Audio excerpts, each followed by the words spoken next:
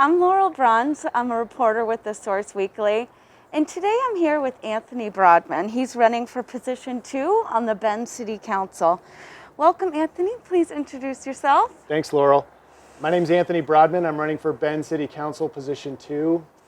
I'm running because I love our city and I want to serve our community the same way I've served the public my entire career. I've been a lawyer for federally recognized Indian tribes as well as businesses here in Bend, and I want to be a pragmatic problem solver for the challenges that we're facing in our city. We need to invest in a safe, connected transportation system. We need to make sure that if you are working in Bend, you can afford to live here. And we need to make sure that the city is a responsive and a dynamic partner to workers and small businesses as we try to bounce back from the coronavirus. So thank you, Laurel. Yeah, thank you. Can you tell me how you think the position of being a city councilor has changed with the pandemic? Sure. You know, I got into this race before I think any of us knew what coronavirus was. And I would say that the challenges that we faced before COVID-19 are going to be that much more acute after we get through this, or during, because it's not going to end anytime soon. So we had homelessness increase 12%. That was before the coronavirus. We've seen the impact to small businesses and workers through the pandemic. I've had the good fortune of leading the effort to open streets downtown so that businesses and patrons and workers can be safe and we can effectively physically distance to mitigate the spread of the virus. But it's going to inform every decision that we make as a council going forward. And I'm committed to listening to the science, listening to the amazing medical professionals we have in this community, like my wife, Dr. Kate Broadman, who's a pediatrician at BMC, and working together to keep each other safe. And I've been really proud of how we've worked together as a community to keep people safe. I think it's going to better prepare us for the challenges ahead. Great. What does leadership look like for Bend City Council today? Well, the leadership goals I have when it comes to serving on council are listening and executing when we have a plan that works for our entire city, not just one part, not just one group. We need to look at every question ahead of us, and there are going to be some tough questions. Homelessness, the environment, climate, housing, transportation. We need to make sure that we're involving and hearing and listening to as many voices as we possibly can, and then executing on a plan that's pragmatic and based on data and based on what we know will help us fix, again, these very significant challenges that we're facing in the next 4 years and beyond. Great. What do you think the city's position on tourism should be as the pandemic stretches on indefinitely here? Sure. Well, so like I mentioned, I had the good fortune of spearheading the project which City Council adopted. I was thrilled that they adopted it. It allowed restaurants, businesses to use more public space, parking spaces downtown in order to physically distance. I think we need to be a dynamic partner. And what I mean by that is we need to respond quickly. I would have voted differently in April when the council decided not to take common sense regulatory steps to limit the spread of the coronavirus. I'm not saying that we would have kept those restrictions in place indefinitely, but I would have met every week. We are in a dynamic public health and financial situation, and we need to be on top of really the generational challenge of all of our times at every level of government, whether you're a city councilor or the president. What can be done at the local level to jumpstart Bend's economy as we start to recover from this recession? Well, I think we need to focus on our strengths. We're here at the Haven, which is a local business, and we need to support the innovation of Bendites. That's what's going to get us through this. That's what's gotten us through past recessions is Bend ingenuity. And I truly believe in that. I don't think we know what the next 10 years will hold, but the one thing I'm confident in is the solutions will be from here. They will be from really the innovation and the ingenuity we have here in Bend, whether that's growing our tech sector more, making housing more affordable so that employees can afford to live here when they're working for businesses, making a transportation system that is attractive and really sustainable for a city of our size as we grow, because we know we are going to grow and the transportation system has to match that. Yeah, speaking of transportation, what is your position on the upcoming transportation bond, which is going to be on the ballot this fall, mm-hmm. and as well as your view on the specifics of the bond? Does it adequately address the issues facing Bend in the arena of, and what else do you believe that needs to be done in this regard? Well, let me start with the last part of your question. We need to ensure that every child in this city can get to and from school safely. And I don't say that just because of my 3 daughters. I say that because that is a litmus test for whether we have a sustainable, connected transportation system that allows people to make choices, that is connected from east to west. And if we accomplish that simple goal of making sure that every child can get to school safely in Bend, we will be light years ahead of where we are right now, because the school district has identified dozens of places where it's simply not safe for kids to get to school. That's not acceptable from a transportation standpoint. I support the transportation bond. I've campaigned for the transportation bond. I supported, unlike some of the folks on council, putting it on the ballot. I think it's important to give voters a choice. Voters are telling me they want to invest in a sustainable, connected transportation system. I'm committed to allowing them to make that choice. Let's give the voters that choice. This project list is good. It's not perfect. It is the product of the transportation system plan and the CTAC process, which got us to where we are. Do I think that every line item on the project list is perfect? No, but it is a good start, and it's just a start, right? This is a $190 million project, and we're looking at $1.18 billion of transportation investment over the next 20 years. We need to make sure we're making those decisions correctly, sustainably, and with an eye towards making sure that this remains an exceptional and sustainable place for the next 7 generations to live, not just my 3 daughters. Thank you. What's your assessment of the city police and their handling of the recent ICE and immigrant detainment situation? Specifically, do you believe that it was appropriately handled by the city and the city police department, or were there things that should have been handled differently? Based on what I know, I think the city did a good job of, I think the city police department did a good job of handling what I'll call the ICE incursion, which I'll just be frank, I think was political theater by the Trump administration to try to incite our local civil rights leaders, to try to incite our Latinx community, to try to incite our justice clergy, and they did not take the bait. I was really proud of our city that night. I was really proud of the city leaders, John Hummel, who showed up and answered questions, and that's a really good example of what leadership means. Are we going to be able to fix immigration reform in our country by one night of an interaction with ICE? Probably not.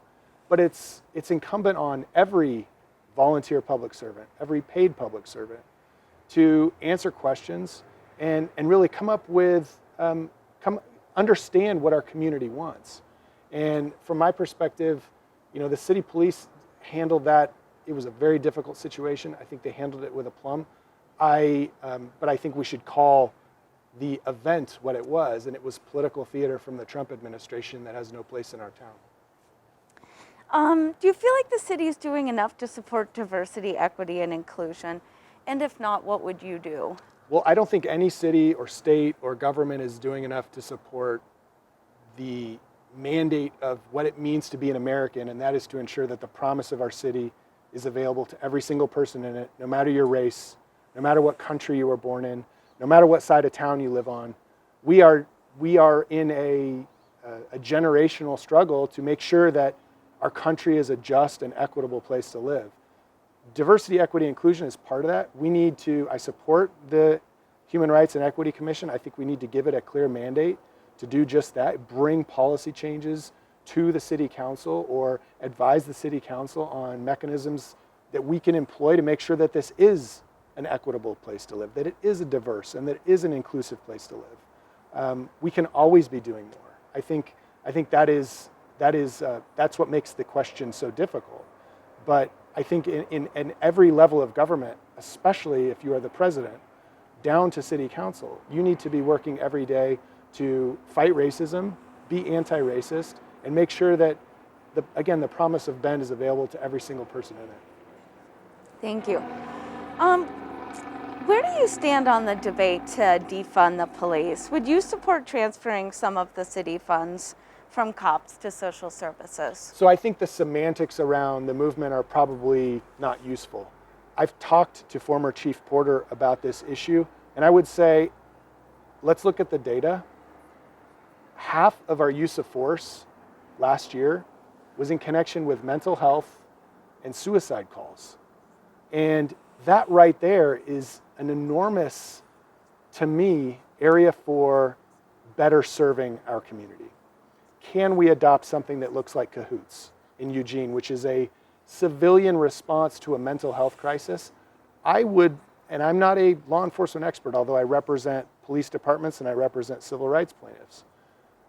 I think that there's utility in looking at mental health crises as health crises and not as law enforcement events.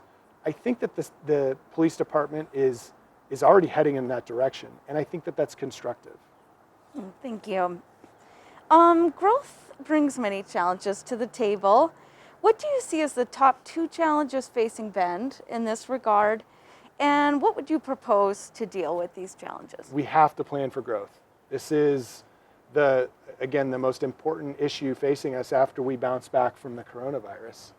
And the 2 biggest components of planning for growth are making sure that if you work in Bend, you can live here, making sure that there's affordable housing, not traditionally defined affordable housing of 50% to 80% of area median income, but that 80% to 120% are teachers, our police officers, our fire and rescue folks, our nurses, our food and beverage workers, the 4,000 people who work in our downtown. We need to make sure that we address the missing middle. And the way we do that is by refocusing what has been a pretty successful effort on affordable housing to working people, housing for working people, workforce housing, missing middle housing. The second big component of planning for growth is obviously transportation, and the bond is a start of that. But we need to make sure that we have actual connections east-west. This city is divided, like it or not, by a parkway and a railroad.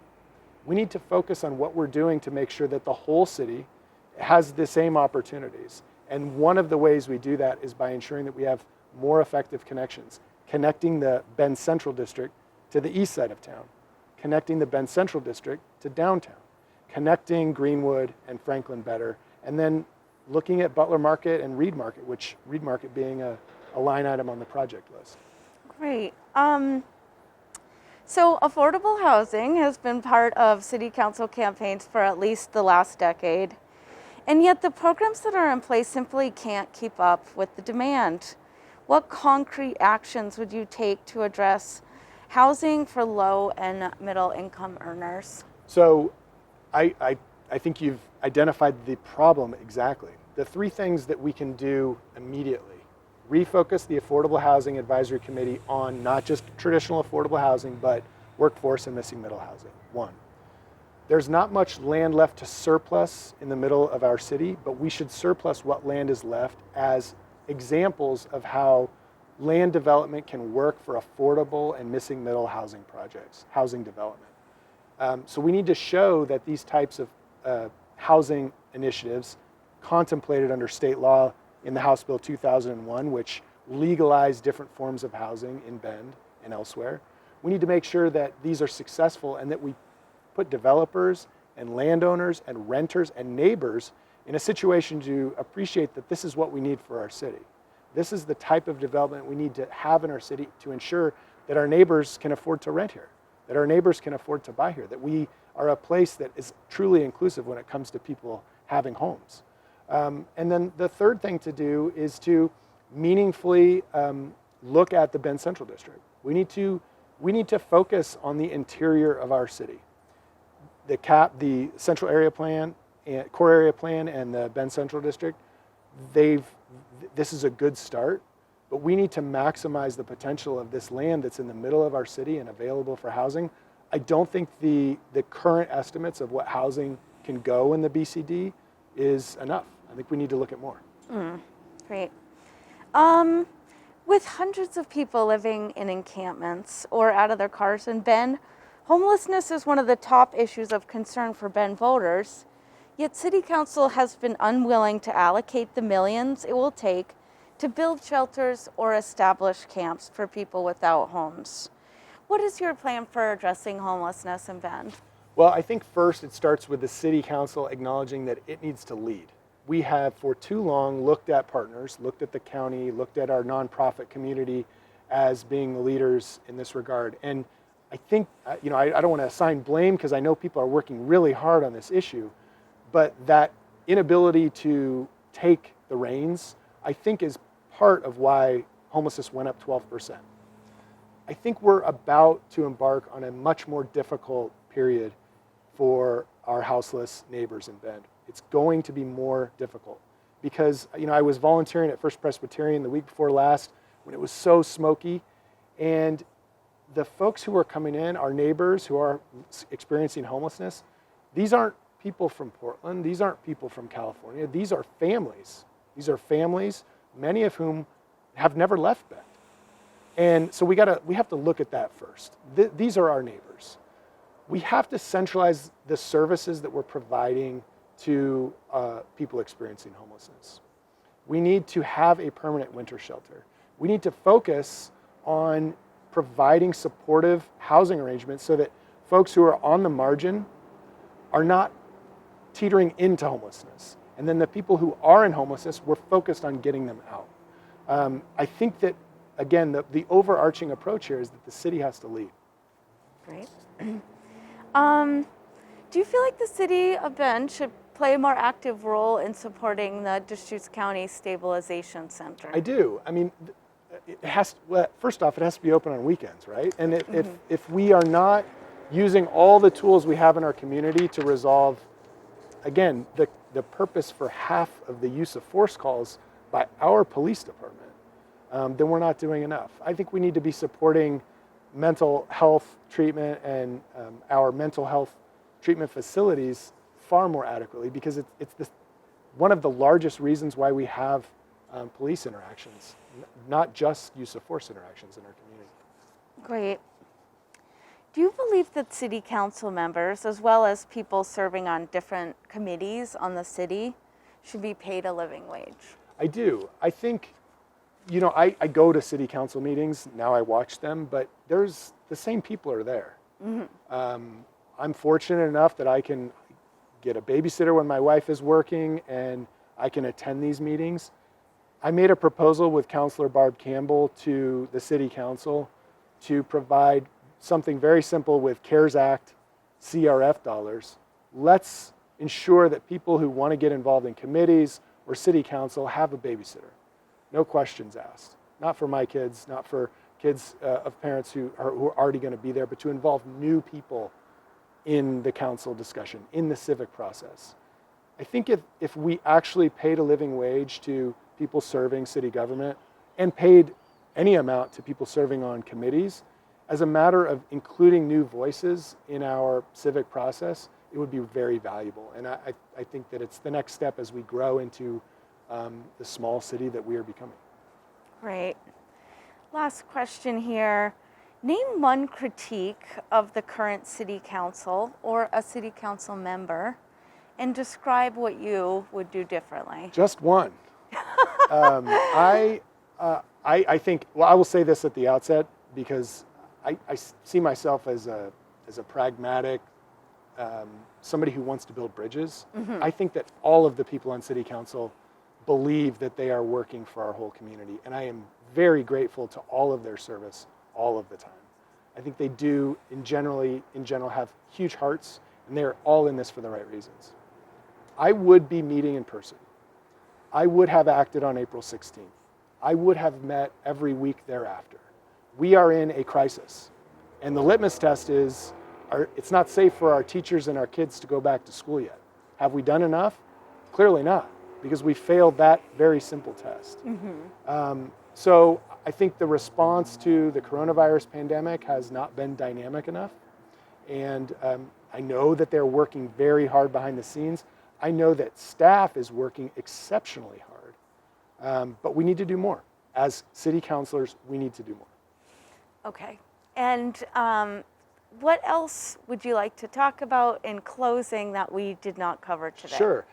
Well, I think you could encapsulate the whole reason why I'm running, as I said at the outset, is we need to plan for growth. And the reason we need to do that is because we have to be stewards of this exceptional place that we live. When I think about the land, when I think about the water that we are looking at right now, I think about the tribal people on whose land we're standing. I think about the city mothers and fathers who saw this bend in the river and knew that there could be a town there. I think of the innovators who saw that timber was ending and built Bend into what it is today.